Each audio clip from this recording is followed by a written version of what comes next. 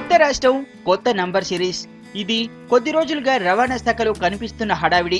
ఇప్పటికే సీఎం కేసీఆర్ కాన్వాయ్లోని వాహనాలకు TS series లో నెంబర్ మార్చేశారు.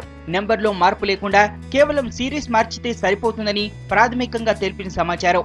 తెలంగాణలోని 10 జిల్లాలకు మొత్తం 16 నెంబర్ సిరీస్లను కేటాయించింది కేంద్రం.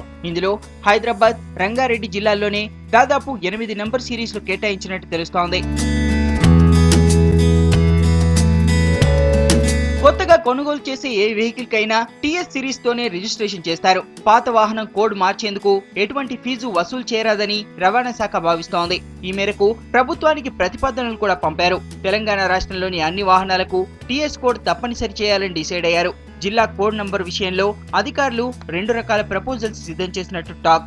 ఆల్ఫాబెటికల్ ఆర్డర్ లో ఆదిలాబాద్ కు నెంబర్ 1 కేటాయించాలని నిర్ణయించారు. దీనిపై కొందరు అబ్జెక్షన్ చెబుతున్నారు. అందుకే జిల్లాల కోడ్లు అలాగే కొనసాగిస్తూ ఏపీ స్థానంలో టీఎస్ ను మార్చేలా మరో ప్రతిపాదన కూడా పంపారు. అయితే ఈ విషయంలో సమస్యలు వచ్చే అవకాశం ఉందని తెలిసిందే. పరిశీలన కోసం ప్రభుత్వం దీన్ని న్యాయ విభాగానికి పంపించినట్టు తెలిసిందే.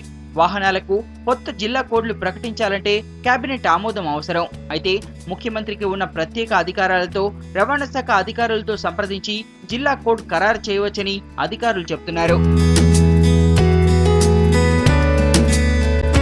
తెలంగాణలో తిరుగుతున్న 73 లక్షల వాహనాలకు సంబంధించిన విధి విధానాలను ప్రభుత్వానికి అందజేశారు అధికారులు.